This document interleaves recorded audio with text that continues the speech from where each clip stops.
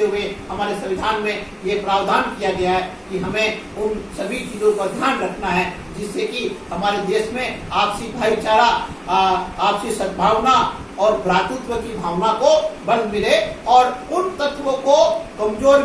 वो तत्व कमजोर हो जो हमारी भ्रातृत्व की भावना को कमजोर करने का प्रयास करते हैं। इसलिए हमें उन सभी तत्वों से वह दूर रहना चाहिए, हमें उन सभी कार्यों से दूर रहना चाहिए जो हमारे आपसी समरसता को धूमिल करने का प्रयास करते हैं, चाहे वो धर्म के माध्यम से हो, चाहे वो जाति के माध्यम से हो या अन्य किसी माध्यम से हो। हमें इस प्रकार के कर्तव्यों को स्वीकार नहीं करना है और हमें एक भारत के नागरिक के तौर पर अपने आप की पहचान बनानी है, क्योंकि सबसे पहले हम हिंदुस्तानी हैं, हम पहले भारतीय हैं, उसके बाद हमारा अलग प्रांत है, उसके बाद अपना धर्म हो सकता है, अपनी जाति हो सकती है, लेकिन सबसे पहले वी आर इंडियन, सबसे पहले हम भारतीय हैं। और इसी भारतीयता को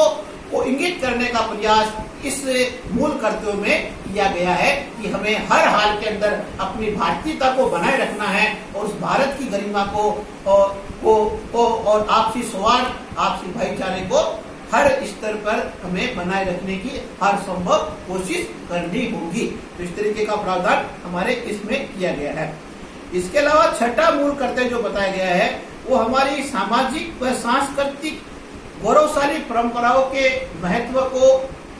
मानने का कहा गया। देखिए, भारत की जो हमारी सांस्कृतिक या गौरवशाली परंपरा रही है, बस जैसे मानते थे वसुधैव कुटुंबकम, जैसे भारतीय संस्कृति ने ही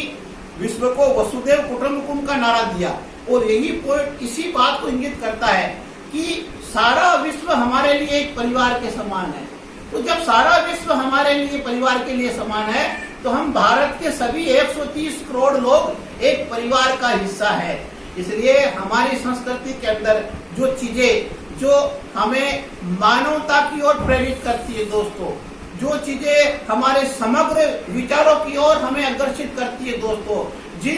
जिनमें व्यापकता है, जिनमें सकारात्मकता है, जिनमें पॉजिटिविटी है, उन चीजों को, उन सांस्कृतिक मान्यताओं को हमें न केवल अंगीकारित करना है बल्कि उनका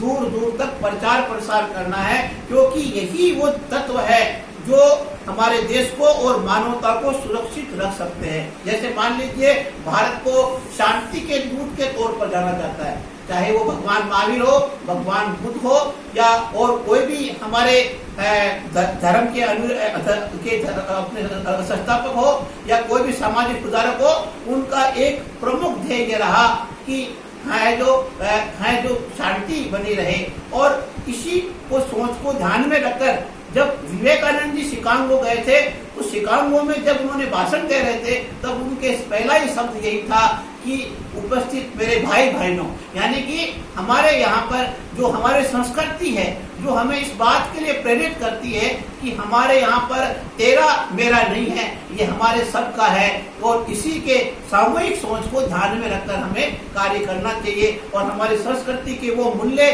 वो आदर्श जो मानवता को प्रेरित करते हैं, मानवता को आगे बढ़ने का पथ प्रदर्शन करते हैं, हमें उनको न केवल अंगीकारित करना है बल्कि उनको है वो विश्व पटल पर स्थापित करना है। और यही कारण है कि हमारे वर्तमान समय में भी इससे पूर्व और कई हमारे और जो हुए हैं समाज सुधारक, उन्होंने भारत की संस्कृति और भारत के मूल्यों को है वो विश्व पटल पर स्थापित करने का वो हर संभव प्रयास किया है। सातवां और महत्वपूर्ण तत्व है वो है प्राकृतिक व पर्यावरण संरक्षण, जिसमें ये कहा गया है कि हमें न केवल पर्यावरण का संरक्षण करना है बल्कि हमें वन्य जीवों का भी उचित संरक्षण करना होगा। और ये हमारी निश्चित तौर पर समय की मांग है और ये हमारी संस्कृति का एक हिस्सा है और साथ ही साथ ये हमारा एक मूल्य भी है कि हमें हमारी पर्यावरण और संस्कृति का हमें पर्यावरण का संरक्षण करना चाहिए। जिस तरीके से आज हम देख रहे हैं कि पूरी दुनिया में है जो ग्लोबलाइजेशन के चलते जो पर्यावरण के सामने गंभीर संकट पैदा हुआ है, या यूं मान लीजिए पर्यावरण का असंतुलित होने के कारण विभिन्न प्रकार की महामारियां फैल रही है, जिसके कारण सारा विश्व रुका हुआ है। तो ऐसी स्थिति में पर्यावरण संरक्षण और पर्यावरण के जो स्रोत है उनकी रक्षा करना हमारा दायित्व भी है, और साथ ही साथ हमारे सनातन संस्कृति के अंदर भी है। जैसे नदी और तालाब को एक पवित्र तौर पर माना गया है, जल को पूजनीय माना गया है। और यही नहीं दोस्तों, राजस्थान में तो एक अलग ही संस्कृति और इतिहास रहा है कि राजस्थान में तो अमृता देवी जो पर्यावरण के लिए जानी जाती है दोस्तों, क्योंकि अमृता देवी ने है वो वृक्षों की सुरक्षा के लिए अपने प्राणों की आहुति दे दी थी। तो इस तरीके से कहने का मतलब है कि हमारे संविधान में ये कर्तव्य जोड़ा गया है कि हमें पर्यावरण का संरक्षण रखना है, और नदियों का, तालाबों का या हमें उन सभी प्राकृतिक संसाधनों का उचित संरक्षण रखना है जिनसे हमारा प्रकृति का हमें मिल रहा है, जिनसे हमारी प्रकृति का संतुलन न बिगड़े। तो इसका भी और हमें वन्य जीवों का भी पूरा ध्यान रखने का कहा गया है। 8वां महत्वपूर्ण कर्तव्य बताया गया है कि वैज्ञानिक दृष्टिकोण व मानवतावादी, यानी कि वैज्ञानिक दृष्टिकोण रखकर हमें किसी प्रकार की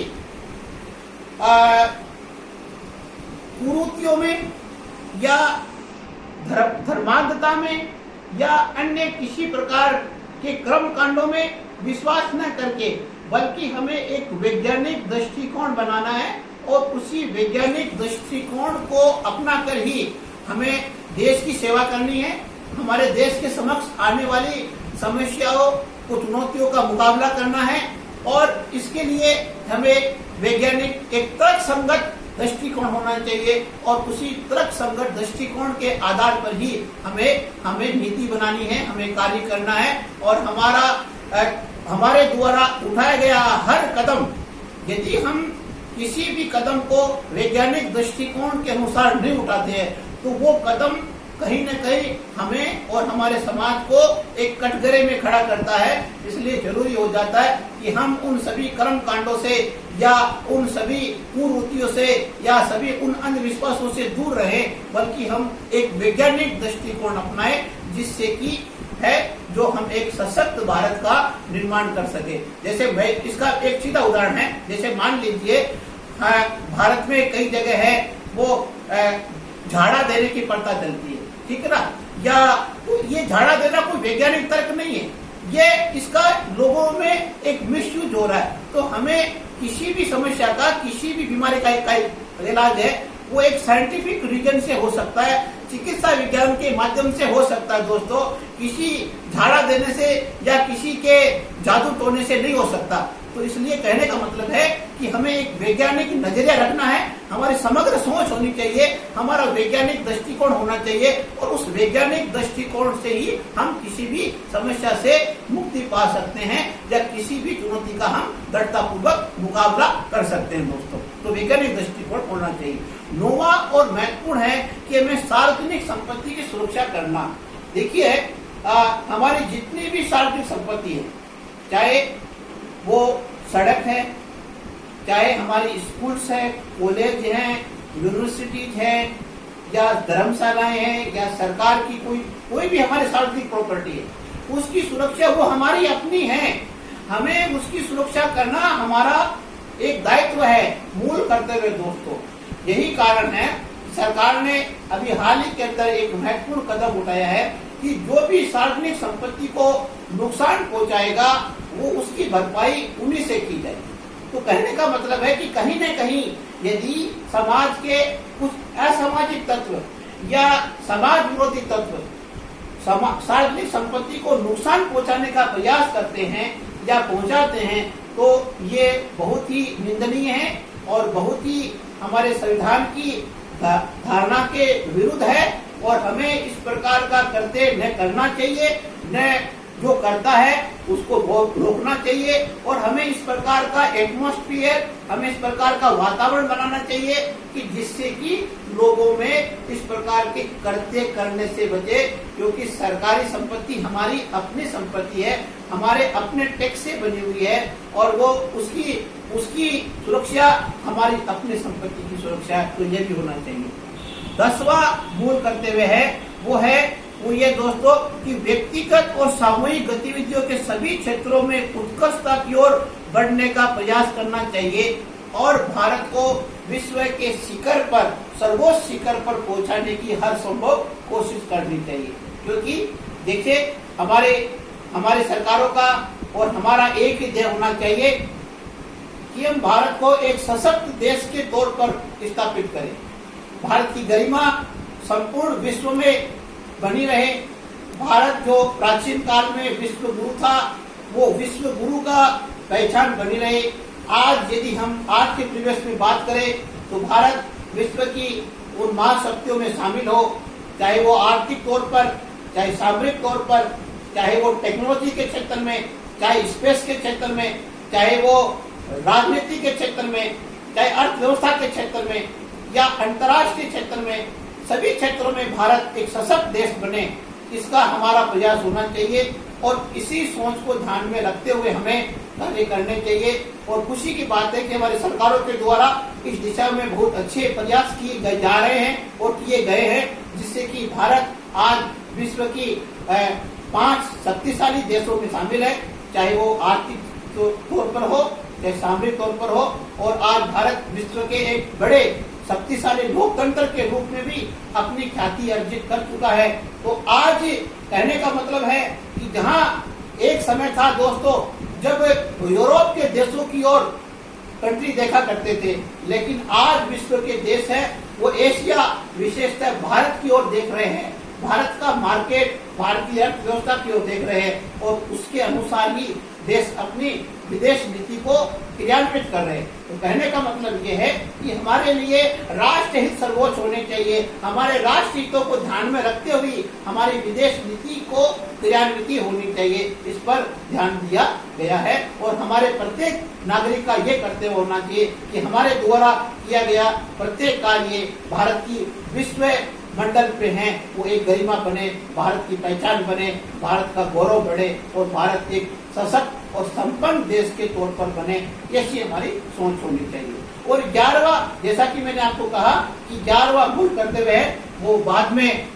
जोड़ा गया है और इसके लिए 86वां संविधान संशोधन 2002 में किया गया था और जिसमें ये कहा गया था कि माता पिताओं का मूल कर्तव्य है कि वो अपने 14 वर्ष तक की आयु के बच्चों को है वो शिक्षा, प्राथमिक शिक्षा दिलाएंगे और इसी को ध्यान ताकि भारत में निरक्षरता की समस्या का समाधान हो। तो इस प्रकार से भारत के संविधान में कुल 11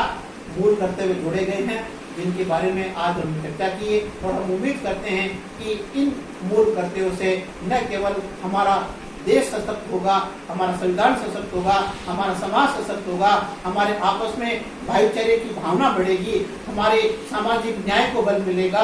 और हमारे सामाजिक कुरीतियों से मुक्ति मिलेगी और अंधविश्वासों से मुक्ति मिलेगी और एक आदर्श नागरिकों के निर्माण होने में मार्ग प्रशस्त होगा। तो इन मूल कर्तव्यों के बारे में हमने आज चर्चा की, तो मुझे उम्मीद है कि आज के ये कर्तव्य या आज का व्याख्यान आपको अच्छा लगा होगा। इसके लिए आप देखते रहिएगा, आगे भी हम समय समय पर नए लेक्चर लेते आएंगे। आपकी हम कोशिश करेंगे कि हम पॉलिटिकल साइंस से संबंधित अधिक से अधिक व्याख्यान आपको इस चैनल के माध्यम से हम अपलोड करते हैं और आपको हम राजनीति विज्ञान के बारे में जानकारी आपके साथ साझा करता रहे। तो आपका बहुत बहुत धन्यवाद। जय हिंद, जय भारत, थैंक यू।